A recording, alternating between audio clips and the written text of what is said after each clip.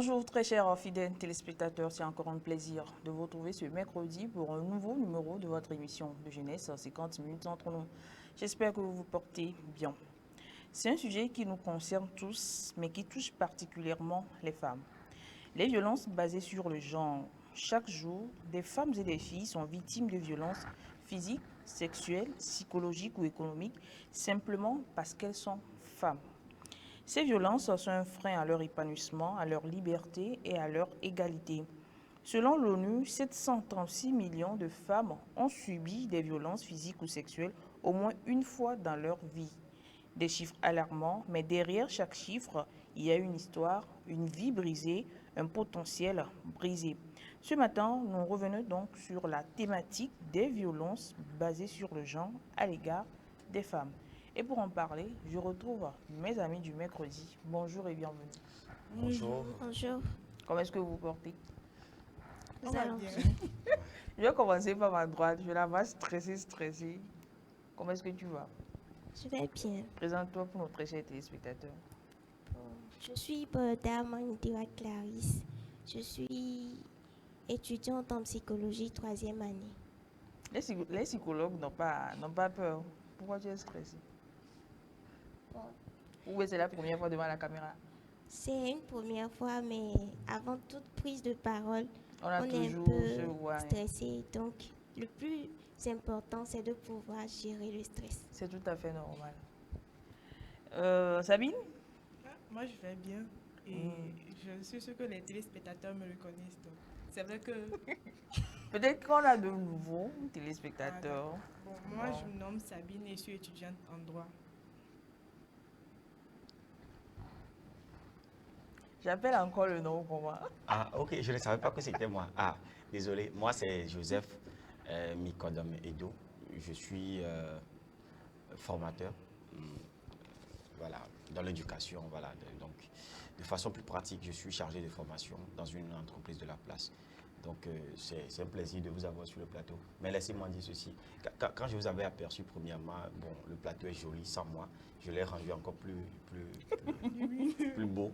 Mais lorsque la caméra était tombée sur vous, j'ai dit waouh, il y a tellement de belles femmes à Espoir 45. Et puis pour notre psychologue, c'est vous qui dites aux gens, comment on l'appelle, aux séances, temporisez-vous, prenez votre calme, parlez doucement. Donc moi aussi je suis là. Prenez votre temps, parlez doucement. Ça va aller, d'accord. Pourtant, vous n'êtes pas psychologue. Mais je vais être psychologue, toi tu vas être comment mon sujet, je ne sais pas si vous le dites comme ça. Donc moi je vais te temporiser, je t'emprunte la peau de psychologue là aujourd'hui. Comme ça je vais te mettre dans le, tu vois, non? Voilà. D'accord, merci. Voilà. J'ai l'autorisation du syndicat pour le faire. Alors Joseph, comment est-ce qu'on se sent au lendemain de son anniversaire? Pourquoi tu as dit ça? mais tu sais, j'allais venir sur ça. Ouais. Je me sens encore plus beau, plus grandi, même si plus frais, voilà, plus frais. Même si en même temps, l'immaturité ne veut pas quitter parce que j'ai compris que la vie, c'est l'immaturité. Il ne faut pas être trop mature parce que nos grands-parents étaient matures, ils sont vite quittés le monde. Il faut que nous soyons un peu immatures avec la vie. Sinon, je me sens très bien. Et aussi, je réalise à quel point les gens, je suis important pour les gens, je suis cher aux yeux des gens. Il y a des gens qui m'ont plus appelé il y a très longtemps, mais hier, ils se sont rappelés de moi. Et loin de là, les gens sont partis jusqu'à faire des messes, des cultes d'action, de grâce pour ma vie et tout ça. Je me suis senti vraiment hier très important aux yeux de ma société. Et voilà, comme on le dit un grand pasteur, ce n'est pas ceux qui te aident dans la vie qui est important, mais ceux qui t'aiment aussi, c'est très important. Voilà, alors l'occasion fait le larron, les filles, vous allez m'aider donc à souhaiter un joyeux anniversaire à Joseph. Alors, qui a une belle voix? Sabine, il faut entonner, on va voir. On va aller rapidement. Joyeux anniversaire, joyeux anniversaire, joyeux anniversaire, Joseph. Joyeux anniversaire. Merci beaucoup, merci. La partie technique aussi qui est en train de changer de l'autre côté. Merci à vous, merci beaucoup. Nous allons donc partir pour la transition et revenir pour le débat.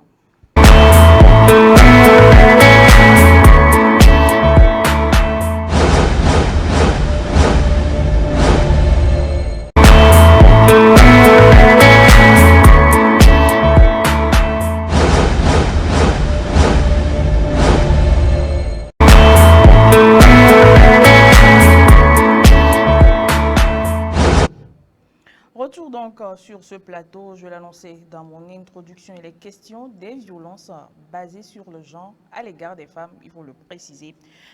Alors, j'ai fait un constat, je l'ai dit dans mon introduction. Je vais d'abord commencer par Joseph. Aujourd'hui, c'est vrai qu'il y a des luttes, des plaidoyers et tout, mais on voit que ce mal persiste toujours. Tu es d'avis? Oui, je suis d'avis parce que, vous voyez, je ne sais pas si c'est cette considération de dire que la femme est un sexe faible et tout ça qui entre en jeu. Mais je pense que malgré ou bien qu'on est en train de faire des sensibilisations, de parler sur ce sujet, ça continue toujours. Je pense que ça ne doit pas autant arrêter ou bien nous arrêter, nous, de continuer de parler de ce sujet. La violence faite aux femmes, ça continue, hein, ça continue. Peu importe, les gens pensent que aujourd'hui, moi, je ne suis pas violent envers les femmes parce que moi, je ne porte pas main à la femme. Voilà, je pense qu'on va en parler dans cette émission. Il y a différents types, différents moyens de faire violence ou bien de violenter une femme, je vais dire ainsi. Juste par les paroles même, des paroles de stigmatisation, des paroles de discrimination, des paroles de rabaissement, des paroles de faire comprendre à la femme qu'elle est faible. Déjà aussi, c'est une violence faite à la femme. Nous en avons parlé ici, je pense que ça fait la 3e émission, nous en avons parlé de la santé mentale. Lorsque nos propos également touchent la psychologie, je suis content qu'il y a une psychologue parmi nous, la psychologie, la mentalité, même la santé mentale d'une personne, ça déjà, ça lui fait violence. Moi, j'ai l'habitude de dire dans mon enfance que quand quelqu'un me tape, ça ne me fait pas mal, mais l'insulte qu'on lance à mon égard, les mots qu'on lance à mon égard, ça sonne et ça résonne, ça fait plus mal. Moi, j'acceptais plutôt qu'on me tape comme de m'insulter ou de me lancer des mots. Parce que je ne savais pas pourquoi, mais ça résonne encore dans la tête. Et c'est ce à quoi les femmes font face aujourd'hui. Nos jeunes dames, nos petites sœurs, nos femmes, nos mamans, elles en ont été victimes et leurs filles aussi aujourd'hui en sont victimes. Je pense que c'est un sujet qui doit revenir tous les jours, bien à tout bout du champ, que ce soit dans nos entreprises, dans nos travaux, dans nos boulots, afin que nous puissions comprendre que loin de dire que porter la main à une femme, c'est la violenter, parler ou prononcer des mots qui aussi pourraient voilà, perturber sa mentalité également, c'est une violence. Et puis ça continue toujours. Mais nous aussi, nous n'allons pas arrêter de continuer de sensibiliser et d'en parler pour que, voilà, enfin, ça s'arrête. Sabine, le sujet d'actualité. Oui, vraiment. Et c'est un sujet qui prend vraiment de l'ampleur. C'est un fléau qui gangrène notre société. Parce que bon nombre de femmes n'arrivent pas à en parler. Tu as des séquelles. Oui, tu as des séquelles de ces harcèlements, mais tu ne vas pas pouvoir le parler parce qu'il y a la société aussi qui impacte tes dires. Joseph l'a dit, la femme est considérée comme un sexe faible. Un sexe faible. Donc, quand tu parles, ta parole n'est pas importante. On se dit non, toi tu n'as rien à dire. Tu es un sexe faible, donc tout ce que tu dis n'a pas d'importance. Peut-être on ne va pas te croire. Même si tu vas peut-être au haut niveau, à la gendarmerie, ou même devant, parfois tes parents même ne te croient pas quand tu dis que tu es victime d'harcèlement. Que ce soit différents types d'harcèlement, et par la parole, par être victime de peut-être quelqu'un te porte la main, on ne va pas te croire juste parce que tu es une femme et tu es un sexe faible. Donc, c'est ce que je dirais. Voilà, les violences basées sur le genre à l'égard des femmes. Clarisse, qu'est-ce que cela suscite en toi quand tu entends ce thème? Bon, comme ils l'ont déjà dit, c'est vraiment un thème d'actualité parce que bon nombre de gens ne savent d'ailleurs pas ce que c'est que la violence faite aux femmes. Ils considèrent que quand on parle de violence, c'est forcément porter la main sur une femme, ce qui n'est pas forcément le cas. La violence va bien au-delà des simples coups, bien au-delà de mal parler, mais elle est vraiment plus profonde. Donc je pense que c'est un bon thème et qu'en débattre pourrait aider beaucoup plus la population, tous ceux qui nous écoutent. Voilà, je vais rester avec toi, avant d'en venir aux causes de ces violences-là, on va rapidement énumérer quelques violences basées sur le genre à l'égard des femmes. Des exemples? Des exemples, il y a d'abord la violence psychologique que M. Joseph avait déjà briefé. Bon, la violence psychologique, elle consiste en quoi? Là, mal parler et juger des gens, surtout les femmes, juste parce qu'elles sont des femmes, on ne leur donne pas l'occasion de s'exprimer. Et donc, ça fait qu'elles se sentent rabaissées. Et psychologiquement, ça a des impacts vraiment très importants. Mis à part ça, il y a la violence économique.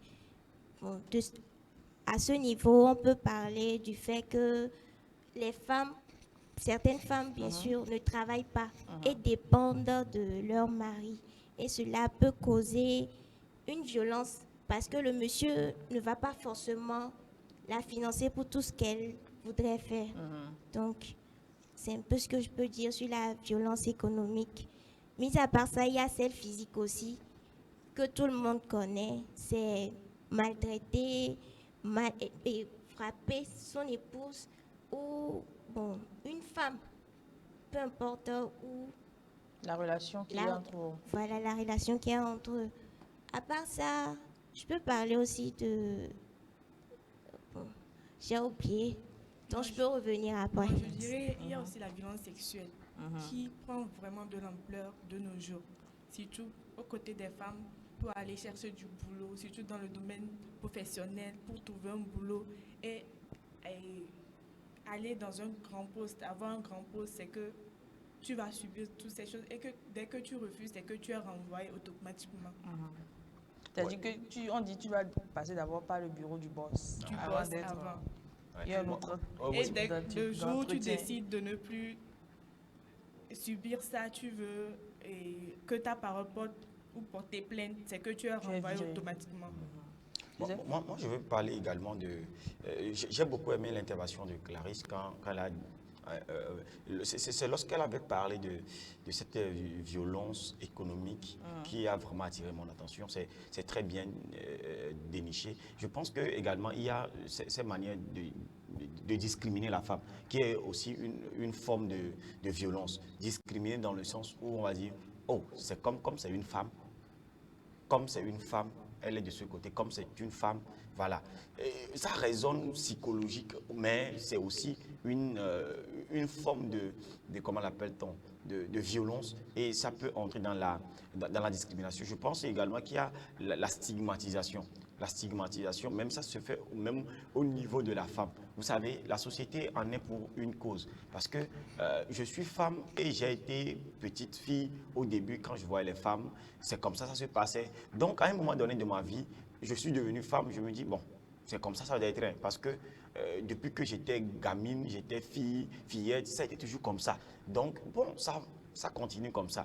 Et donc, je pense que c'est aussi une comment l'appelle-t-on, discrimination ou stigmatisation qui met la femme dans cette catégorie de... C'est-à-dire que déjà, même à la base... On normalise ce fait. On normalise ce fait, que ce n'est pas...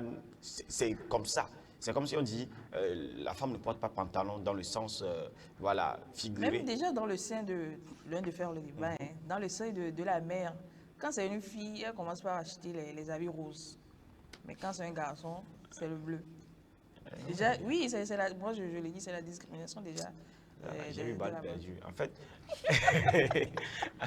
En fait, c'est juste pour dire que la société a normalisé que voilà, un garçon qui porte du rose, c'est un garçon princesse, comme on a l'habitude de dire.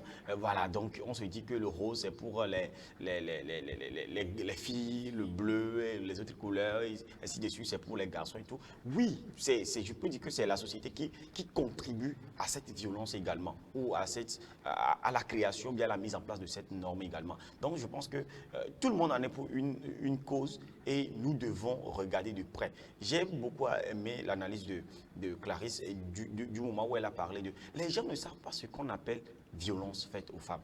Lorsque je ne sais pas ce qu'on appelle violence, je ne sais pas si je suis en train de violenter une femme ou non.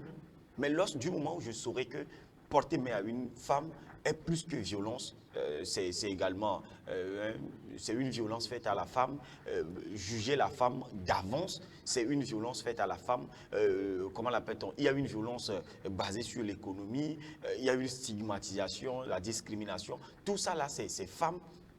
Vous voyez, je pense que même complimenter une femme qui s'est coiffée, je pense que le fait de façon d'une mauvaise manière, c'est violenter une femme, c'est discriminer une femme. C'est comme dire que se coiffer est réservé justement aux hommes. Et aujourd'hui également, les hommes vont plus loin et ils se coiffent, ils se tressent également pour soutenir la gente féminine. Je ne sais pas pourquoi il y a aussi cette violence qui est faite à nous les hommes. Lorsqu'on on laisse un peu les cheveux pour faire un peu du chiche pour les femmes, ça pose un problème. Ça, c'est un autre débat. Mais je pense que le mal est là. Nous devons être conscients que ça existe et en prendre les contrôles et dire vraiment. Je voulais revenir sur une intervention de Sabine, lorsqu'elle dit aujourd'hui, bon, peut-être que c'était avant, hein, parce que c'était peut-être dans la société africaine un sujet tabou, on dit, bon, tu ne pourras pas raconter ou rapporter ce qu'on t'a fait en tant que femme, parce que.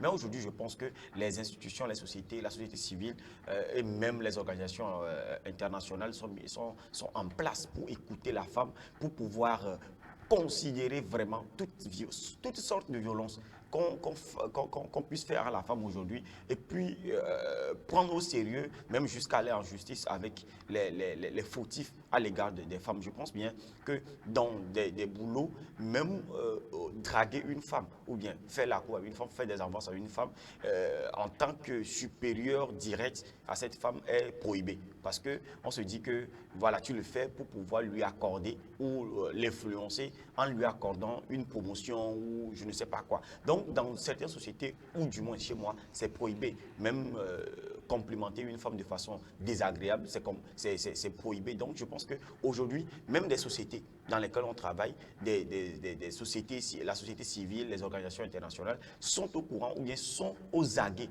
de toute forme de violence qu'on puisse faire à une femme afin de pouvoir soutenir cette femme. Et c'est même dans la lutte contre, ou bien dans la perspective de lutte contre ces violences qu'on fait à la femme aujourd'hui. Donc, je pense qu'on peut rectifier le tir en disant qu'aujourd'hui, de nos jours, aujourd'hui, il y a quand même ces sociétés-là qui sont à l'écoute, ces institutions qui sont à l'écoute pour pouvoir soutenir la femme et éradiquer ce mal. Voilà, c'est vrai que Joseph a déjà anticipé sur ma prochaine question, mais Sabine, quelles sont les causes? C'est-à-dire que c'est vrai, il y a les sensibilisations, les débats et tout ce qui va avec, mais ces violences persistent toujours. C'est quoi les causes de ces violences? Moi, je dirais, Joseph a dit tout à l'heure que c'est vrai, il y a des institutions spécialisées pour ces genres de cas. Mais les victimes, il y a certaines victimes qui ont par peur, n'arrivent pas à dénoncer les agresseurs. Donc, c'est ce qui met frein à ce fléau qui continue de le faire. Donc, je dirais... à part la peur voilà, de dénoncer, qu'est-ce qui est la cause encore? Les stéréotypes? Oui, je dirais les agresseurs ne prennent pas en compte de leur mal, le mal qu'ils sont en train de faire aux victimes. C'est-à-dire qu'ils ne sont pas conscients du mal qu'ils font. Comme Joseph ou Clarisse l'avait dit, il y a certains qui ne sont pas vraiment éveillés sur l'harcèlement, qui ne savent pas que quand je fais ça, je fais du mal à la femme, que ce soit par la parole. Donc je dirais aux femmes de pouvoir avoir le courage d'en parler. Joseph l'a dit tout à l'heure qu'il y a certaines lois qui... Je perds un peu les mots. Oui, qui sont mises en place pour pouvoir soutenir la femme. Mais malgré ça, ce problème existe encore. On ne dira pas que tout a été éradiqué, mais il y a toujours dans des sociétés ces genres de fléaux qui est encore présent et que juste parce que vous ne savez pas, mais les femmes ont peur de pouvoir en parler. Voilà. Clarisse, les causes? Donc, j'aimerais d'abord revenir sur ce que Sabine disait tout à l'heure. Elle a tout à fait raison. Bon, Monsieur Joseph l'a bien sûr dit, il y a des associations qui sont présentes, c'est vrai. Mais une chose est d'avoir l'association, une chose est d'avoir tous ces mouvements-là qui défendent, mais l'autre est de pouvoir avoir le courage d'aller vraiment vers ces sociétés-là, d'aller vraiment vers ces ONG pour dénoncer. Ben, c'est difficile. Imaginez un peu que je me suis faite violer par mon père. Je ne vois pas comment j'irai dire. D'ailleurs, même à ma mère, je ne peux pas le dire parce qu'elle ne va pas me croire. Vous voyez un peu, la sensibilisation doit aller un peu plus en profondeur pour parler aux jeunes filles, aux jeunes dames, pour qu'elles puissent aller vraiment avoir le courage, comme Sabine le dit, de dénoncer toutes ces, tous ces fléaux-là. Maintenant, par rapport aux causes, bon, il y a plusieurs facteurs qui conduisent à cette violence. On ne peut pas donner le tort complètement aux hommes. Il y a par exemple des facteurs de traumatisme dans l'enfance. Par exemple, une personne qui voyait sa maman violentée, il peut penser que c'est la meilleure façon de se faire respecter dans son couple. Donc ça veut dire qu'il aimerait que sa femme le respecte, pas parce qu'il lui donne tout, mais parce qu'elle a peur de lui. Et donc, la personne peut violenter, que ce soit conscient ou inconsciemment, bon, volontairement ou involontairement, la pourra violenter sa femme. Et ça peut s'étendre aussi sur d'autres femmes, juste que ce soit le genre féminin. Maintenant, bon, pour une autre cause, on peut parler de l'alcool.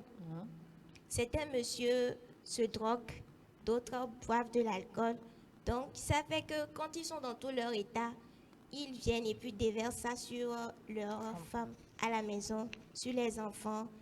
Parfois, ils peuvent le faire consciemment, mais parfois, ça peut aussi être inconscient. D'autres peuvent ne pas vouloir le faire, mais le font, bon, quand même.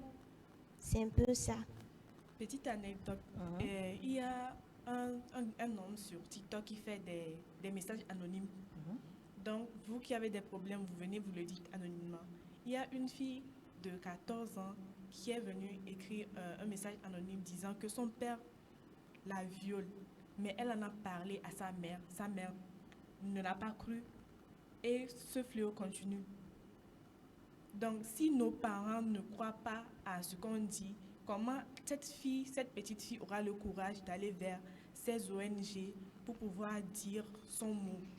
Par peur, sa maman, c'est la mère de la petite fille aussi, par peur de pas pouvoir affronter son regard, mari, le regard de son mari, même de la société, oui. se tait par rapport au mal de sa fille. Donc, imaginez la santé mentale de cette petite fille. Ta propre mère ne te croit pas que ton père te violente sexuellement. Comment tu auras ce courage de sortir au dehors et de pouvoir affirmer que mon père me fait tel, mon père me fait tel. Donc, il faut que ces femmes soient toujours rassurées, qu'elles aient le courage, qu'elles abandonnent la peur de pouvoir aller vers ces ONG.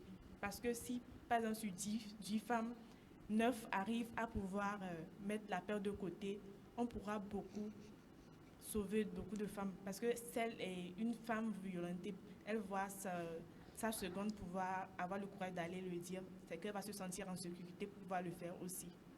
Bon, ce n'est pas seulement la peur et de briser le couple qui dérange ces femmes-là. Il y a d'abord le fait que les femmes ne sont pas toujours proches de leurs enfants. Ils ne donnent pas de l'importance à ce que leurs enfants leur disent.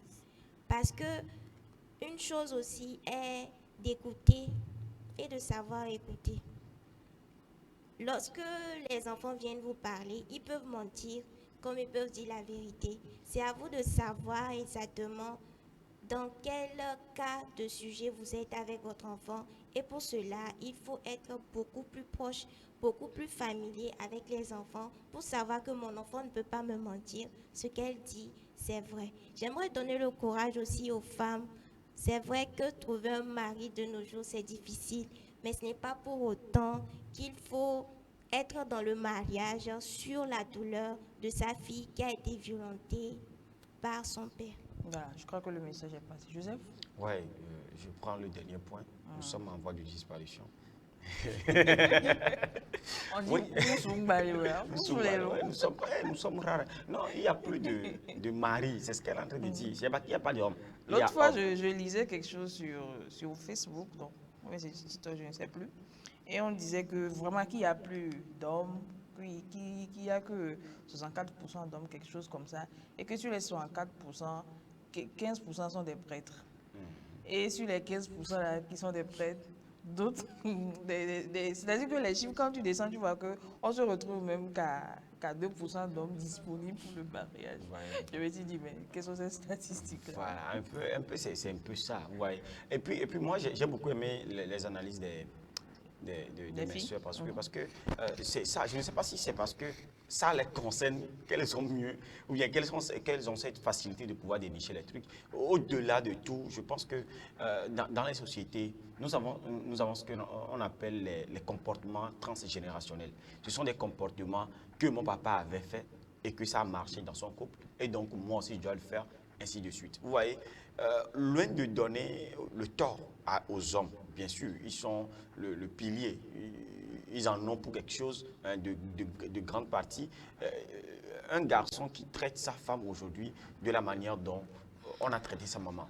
Et peut-être qu'on l'avait violenté et tout. Donc, il se dit que c'est la meilleure manière de se faire respecter dans le couple. C'est la meilleure manière pour moi, le grand frère, de se faire respecter par mes petites sœurs. Donc, pour moi, j'ai une grande autorité qui se manifeste par peut-être les coups, les paroles, toutes les formes comment l'appelle-t-on, de violence faites à la femme. Oui, ça marche pour moi. Maintenant, au même moment, puisque je suis fille et que je voyais ma maman être traitée de cette manière, lorsque je serai dans un couple, j'ouvre aussi la brèche à cet homme-là, à cet homme-là, de pouvoir agir de la même façon sur moi. Parce que, vous voyez, c'est le comportement qui occasionne, ou bien c'est votre manière de se comporter avec quelqu'un qui occasionne également. Justement, j'allais en dire, c'est vraiment pas qu'on parle de violence à l'égard des femmes. Est-ce que les femmes elles-mêmes ne sont pas pour quelque chose? Oui, c'est ce que je veux dire. Voilà, c'est une forme c'est une autre cause. La femme même laisse l'homme lui parler d'une manière. La femme laisse, parce qu'il y a certaines femmes, quand tu lui parles d'une manière, elle te répond, elle te dit, monsieur, et puis, toi-même, tu comprends que je peux faire avec tout, mais pas avec elle. Elle sait, elle connaît sa personnalité, elle sait sa responsabilité et tout.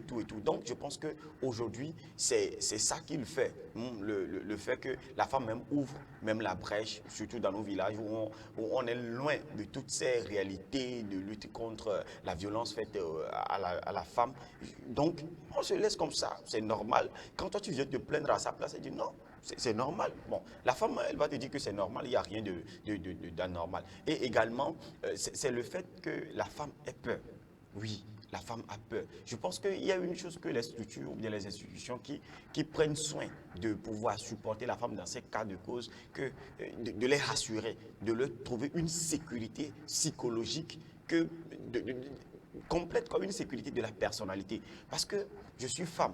Et vous me dites que lorsque je suis violenté, je viens vers vous et que je parle librement et tout ce qui va avec.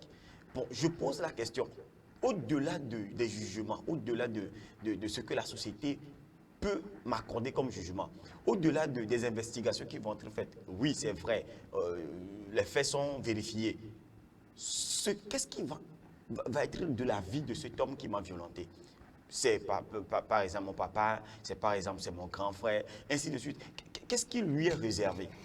Au-delà de ça, c'est en fonction de ce qu'on va lui faire, du jugement qu'on va lui porter de façon juridique, que la société va réagir en mon encontre. Il va dire, oh, c'est son grand frère, pourquoi il a fait ça, pourquoi il a fait ceci, pourquoi. Maintenant, je dois avoir une garantie que lorsque je finis de dénoncer et que c'est vrai et que cela alerte les autres hommes ou bien les autres garçons, et ainsi de suite, à arrêter ces formes de discrimination, de violence, qu'est-ce que ma vie devient? Si je ne suis pas garanti que moi-même je suis en sécurité après, vaut mieux rester comme ça. Parce qu'il ne sert à rien de le dire et après moi-même là, je suis à la risée, à la risée des gens, des propos, je ne peux plus sortir dans le quartier, tout ça. Je pense que ces sociétés-là également doivent penser, oui, il y a bon nombre qui le font, mais ils doivent penser également à mettre la femme en sécurité et à l'encourager à pouvoir dénoncer. Eux-mêmes, je pense que les membres de ces sociétés-là ou de ces institutions font des campagnes de sensibilisation. Et au-delà de ces campagnes, je vais proposer, afin d'arrêter, qu'ils aillent loin pour pouvoir dénicher ou voir les formes de violence qui se passent sur le terrain et également eux-mêmes venir au secours de ces personnes-là, même si ces personnes-là ne le savent pas, pour pouvoir dénoncer. Je pense qu'eux-mêmes, ils doivent quand même intervenir coûte que coûte pour pouvoir répondre au mal qui se pose sur le terrain. Voilà, avant d'en venir donc à l'impact de ces violences sur les femmes elles-mêmes et sur la société en général. Nous allons marquer une petite pause et revenir juste après. Ah, je crois que la bande n'est pas prête. Nous allons donc partir pour l'impact. Clarisse, l'impact, une femme qui est violentée, soit physiquement, psychologiquement, économiquement, qu'est-ce que cette femme-là devient? Une femme qui est violentée, c'est une femme qui perd beaucoup. C'est une femme qui perd d'abord son estime de soi. Parce que d'abord, nous sommes violentés physiquement, après violentés psychologiquement, sur le plan économique aussi. Et tout ça, ça finit par bouleverser la personne en tant que telle.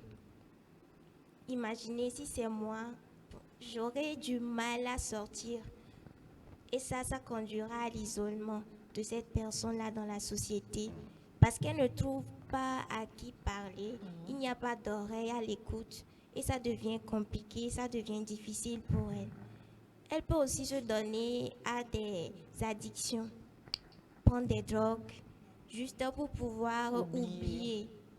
Et ça aussi, ça ne peut que causer d'autres problèmes mentaux, d'autres problèmes dans beaucoup d'autres domaines.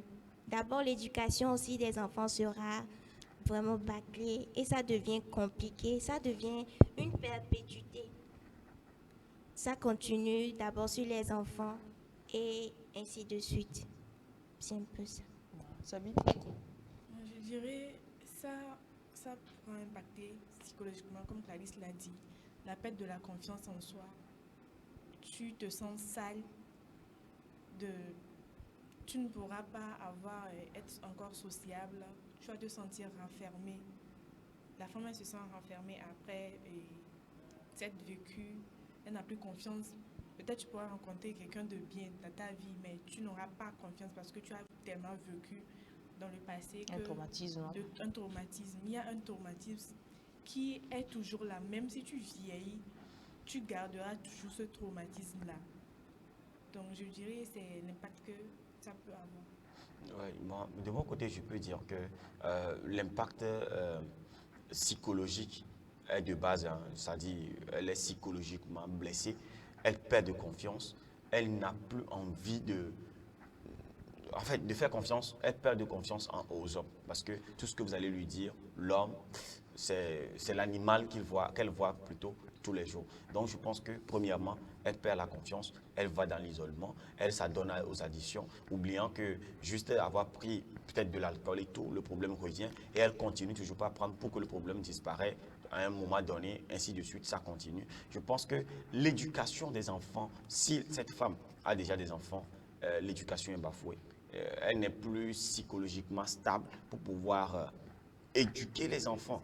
Et quelle éducation va elle donner, même si elle veut forcer le faire, parce qu'elle veut se dire, une femme qui a éduqué ses enfants, mais quelle est l'éducation qu'elle donne? Mais ça bousille tout. Dans le business ou dans le travail de façon professionnelle, c'est une femme qui devient non productive. Elle n'est plus productive. La productivité dans le sens où ce que la femme fait contribue ou aide vraiment la société. Elle n'est plus ça. Elle n'est plus ça. Et elle rabaisse les mains-d'œuvre dans les sociétés, vous savez. C'est pourquoi je dis aujourd'hui que, comme toute société ou bien entreprise, nous devons travailler pour préserver cette santé mentale de la femme. Cette manière de pouvoir garantir la sécurité mentale, psychologique, je ne sais pas, sur tous les plans de la femme, pour que la femme ne soit pas violentée, afin qu'elle... Parce que quand la femme décide de faire quelque chose, du bien, je vais dire, quand elle décide, ça donne toujours, ça fait toujours du bien. Voilà, donc je pense que c'est ça. J'allais parler d'un cas où, au-delà d'être stigmatisé, au-delà d'être recroquevillé sur soi, les femmes avec un mental, autant pour moi, fort, vont jusqu'à, je vais dire, devenir des personnalités. Et elles sont très, très, très intransigeantes sur certaines décisions. Imaginez une femme qui devient juge et qu'elle a été violentée avant. Vous ne voyez pas que Ça veut dire même les- si les la cas de fille, viol ou bien qu'elle aura c'est-à-dire elle sera à traiter. intransigeante, c'est-à-dire elle ne va pas accorder même le bénéfice de doute pour écouter ce petit garçon dont on parle qu'il a fait quoi que ce soit. Elle, tout sujet qui viendra pour dire que cette fille a été violentée par... Elle va te coller la prison en même temps parce qu'elle va se dire que tout le monde, ou bien tous les hommes vont payer ce prix-là. Peu importe le genre, comment l'appelle-t-on, l'âge et tout. Même si il arrivait qu'il y ait une femme qui ait menti, vous voyez, l'homme là va prendre le coup sans aucune forme de jugement. Donc je pense que ça forme également, ça amène la femme à être rebelle. À devenir autre chose, à devenir plus soit récalcitrante, soit plus dure. Voilà, dans une société où les femmes sont dures, je pense que ce n'est pas agréable à vivre. Donc, je pense que toutes ces formes-là débouchent sur la stigmatisation, la mentalité qui n'est plus sur place. Les femmes deviennent folles au pire du cas. Et plus loin, il y a des femmes qui se donnent la mort. Oui. Voilà. Mais je vais revenir un peu en arrière. Quand tu as parlé de productivité, je crois qu'il y a un point qu'on n'a pas abordé sur le plan professionnel, loin de l'entretien ou bien de l'embauche.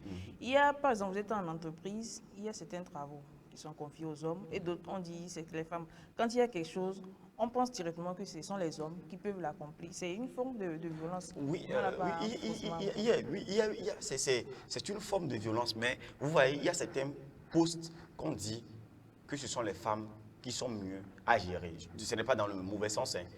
Juste pour dire que quand on veut dire, par exemple, chez nous, on appelle office manager, celle qui s'occupe de la gestion de l'office, du bureau, tout ce qui va avec. On se dit que c'est une femme parce que c'est une femme qui peut gérer. Parce que la description du poste, on sait, il y a une capacité en la femme de pouvoir accueillir les premières personnes qui viennent en entreprise. Donc, on se dit que la femme, elle est souriante, elle est... Vous voyez, il y a une chose qu'on ne dit pas souvent aux femmes, à vous les femmes, c'est que peu importe le stress que vous avez, peu importe, vous savez faire la part des choses.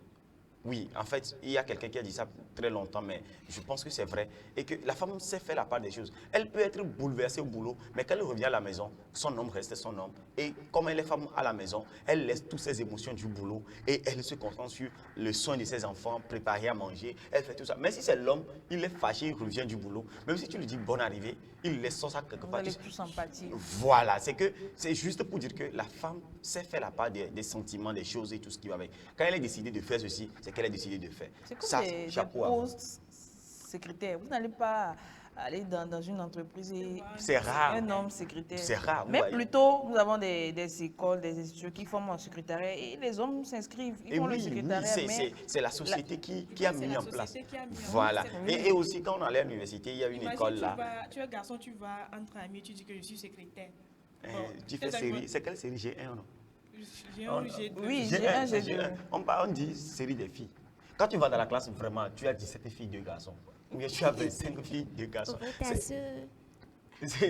fait, c'est une norme même sociétale. Ce n'est pas quelque chose, on peut briser ça. Mais je vais dire qu'au niveau des entretiens, des postes, il y a vrai que c'est parce que c'est une femme, on la sous-estime pour ne pas pouvoir assumer les responsabilités du poste. Mais également, il y a certains postes et on dit que c'est les femmes qui peuvent le faire parce qu'elles en ont la capacité, parce que les critères dont on a besoin, ce sont les femmes. Il y a aussi certains postes que c'est les hommes parce que vous voyez, dans l'entreprise, on dit on donne 6 mois de congé de maternité à la femme, tout ce que ça peut donner sur le travail ou l'entreprise. Donc, on se dit parfois, il y a des postes sélectifs pour pouvoir le faire. Mais au-delà de ces sélections qui sont, je vais dire, de façon dans les ressources humaines, c'est normal. Mais au-delà de ça, il y a aussi cette comment l'appelle-t-on, discrimination qui se fait. Et c'est une forme de violence. Elle peut être, comment l'appelle-t-on, compétente, tout, on fait tout, mais on se dit après que comme c'est une femme, on ne peut pas la prendre. Voilà, c'est aussi une autre forme de violence. Je vois que Clarisse voulait dire quelque chose. Bon, à ce niveau, je suis un petit peu d'accord, un petit peu contre. Bon, d'accord dans le sens où il a expliqué le fait que être femme, c'est parce qu'on est plus accueillant dans d'autres domaines que les hommes ne sont pas forcément, ou ils ne sont pas forcément capables d'assumer, peut-être. Mais il y a une chose aussi, chaque être humain est unique en son genre. On doit vraiment prendre ça en compte. Il y a certaines personnes, certaines femmes qui ont la carrure, qui ont la force. Bon, je me demande pourquoi et ne pas la prendre pour un poste qu'elle peut assumer juste parce qu'elle est une femme. Il y a certaines femmes qui ont vraiment de la carrure, ils ont de la force, ils peuvent vraiment assumer certains postes que les hommes assument aussi. Donc, à ce niveau, je ne suis pas d'accord. Tout à fait d'accord. Mais il y a aussi une chose que j'assume, la femme est différente de l'homme. L'homme a ses forces et la femme aussi a ses forces. On ne peut pas demander à une femme d'aller faire des travaux trop musculaires parce qu'on sait tous, même la science l'a prouvé, que l'homme a plus de muscles que la femme. Donc à ce niveau, je pense que on doit faire la part des choses, voir au-delà du genre, la personne qu'on a en face, celle à qui on doit confier un poste. Si elle en a les compétences, pourquoi pas? Mais si elle n'en a pas, alors là, on comprend la raison. Voilà. Alors, nous allons donc partir donc pour la dernière partie de ce débat. Que devons-nous faire? Nous avons bien parlé de ces violences, des causes, de l'impact. Alors, qu'est-ce qu'il faut faire? Nous restons toujours sur la sensibilisation, Sabi? Moi, je dirais l'éducation. Toujours commencer dès le bas âge. Et montrer toute forme, apprendre, éduquer toute forme d'harcèlement ou de violence, que ce soit économique, relever ses faits avec les tout petits, même commencer dès le bas âge pour pouvoir et inclure ces valeurs-là aux tout petits, aux enfants. Et là, dès que en grandissant, tu grandis avec cette mentalité de dire, ah, on m'a enseigné à l'école que tel est mal, tel. Et les parents aussi doivent prendre en charge l'éducation. Ce n'est pas seulement à l'école qu'on doit tout apprendre, à la maison aussi. Dire à ton enfant, ah, quand tu fais ça, j'ai suivi une dame, elle dit à son enfant, quand tu vas à l'école et que le prof te touche là, viens me dire, c'est mal, ne laisse pas quelqu'un te toucher là. Genre, elle amène son enfant, une petite fille de 5 ans, à pouvoir réagir, à dire que, ah, quand on me touche là, c'est que c'est pas bien. Parce que à l'école aussi, il y a des enfants qui subissent des harcèlements par les profs. Donc, un enfant de 5 ans, quand ta mère te dit, ah, quand te touche ici, viens me dire, net, quand l'enfant revient à la maison, elle dit à sa mère, on m'a fait ça. Donc, c'est prévenir pour que le mal ne se développe pas. Donc, je dirais l'éducation, c'est primordial. L'éducation à la maison et à l'école. Alors, Joseph? Oui, moi je pense que nous tous, que ce soit sur le plateau ou ceux qui nous regardent en ce moment, nous devons être des piliers de sensibilisation. Oui, les sensibilisations, ça va très vite, mais nous devons être les piliers. Nous devons être les premiers acteurs de la lutte contre ce fléau. Je dis juste que lorsque nous entendons à côté, dans la maison voisine, ces genres de choses se passer, loin d'en faire de commérage, loin d'en faire, comment l'appelle-t-on, béret, il faut qu'on intervienne. Il faut, d'une façon ou d'une autre, soit appeler l'homme, puisque je suis homme, j'appelle mon compatriote ou bien mon congénère, je l'appelle, on en discute et je l'amène à comprendre le fait. Ou si je suis femme, j'amène d'abord peut-être la dame à comprendre pourquoi ça se passe comme ça. Et juste les sensibilisations porte à porte. Parce que les gens se disent que, bon, comme moi je ne suis pas victime, que voilà quoi, ça s'arrête là. Je vais éduquer mes enfants comme Sabine l'a dit, je vais les prévenir et tout. C'est bon. Mais juste, je veux dire que nous tous, nous devons être à comment on appelle, un point de départ de sensibilisation. Ne laissons pas seulement les sociétés, les entreprises ou bien les trucs là, mais nous-mêmes, nous devons. Et nous devons être à même de dénoncer nous-mêmes une violence qui se passe à côté de nous. Et nous savons que lorsque nous allons intervenir, nous-mêmes, on peut sortir avec des coups que peut le bœuf dans une bataille où même le lion même s'en sort ensanglanté. Nous-mêmes, on va s'en sortir ensanglanté. Nous-mêmes, on peut dénoncer, on peut appeler une société, la police, quelque chose comme ça, pour pouvoir secourir la personne qui est en danger. Donc, je pense que... Joseph, je vais te couper la parole. Et aussi, si la personne arrive à dénoncer, donner des sentences lourdes à ces acteurs et à ces agresseurs-là. Là, quand quelqu'un apprend, un agresseur apprend que il y a un de mes Mais Voilà. ce second qui a été victime de ça, et il a eu une sentence lourde, sentence lourde. Ouais. C'est que moi, je dois faire attention. Parce qu'il y a parfois, on les libère. J'en vous discuter, les policiers discuter, on les libère. On dit ne fais plus. Ne fais plus. Mais juste devant juste au commissariat. après, peut-être qu'il faudra Il demander à la faut dame. monter sur la moto là. Donc je dirais de pouvoir leur donner des voir sentences ce très cas-là. lourdes Ouais. pour qu'ils réfléchissent à ce qu'ils ont fait. Ouais, je pense que c'est normal, c'est normal. Et donc, je pense que nous tous, nous devons œuvrer afin de pouvoir limiter ou bien éradiquer ce mal-là. Voilà. Clarisse? Bon, ils ont déjà tout dit. On doit vraiment voir le côté éducation parce que les enfants sont l'avenir de demain. Et s'il y a des erreurs, c'est à eux de les corriger parce que nous sommes déjà des grands. La seule chose qu'on peut faire, c'est de nous donner à fond pour les générations à venir. Maintenant, au-delà de ça, il faut que la femme comprenne qu'elle a une valeur, que la femme ait confiance en elle. Parce que quand vous savez qui vous êtes, vous ne laissez pas qu'on vous brime, qu'on vous rabaisse, qu'on vous piétine. Quand vous connaissez votre valeur, vous allez au-delà de ce que les autres pensent et vous êtes capable de quitter votre mari parce qu'il vous violente. Mais sans la confiance, vous vous dites, ah, ce que j'ai construit depuis toutes ces années, je vais juste laisser ça et m'en aller. Mais quand vous connaissez votre valeur, vous savez que en le quittant, c'est pour votre propre bien. Et après ça, vous pouvez trouver quelqu'un de mieux qui pourra reconnaître votre valeur à vous. Voilà, je crois que bon nombre de choses ont été dites sur ce thème, les violences basées sur le genre à l'égard de femmes. Il faut le dire, ce débat a été mené dans le cadre des 16 jours d'activisme, c'est-à-dire du 25 novembre au 10 décembre. Donc c'est une campagne mondiale contre les violences faites aux femmes et aux enfants qui vise à sensibiliser le public aux conséquences néfastes de ces violences et des abus sur les femmes et les enfants et à éradiquer définitivement ces abus de la société. Nous allons donc partir pour la dernière rubrique de cette émission, Top secret de la langue de Molière.